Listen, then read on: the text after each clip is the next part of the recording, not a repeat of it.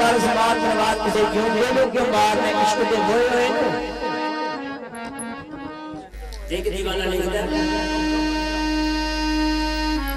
ओ बोले प्रेम के बिकने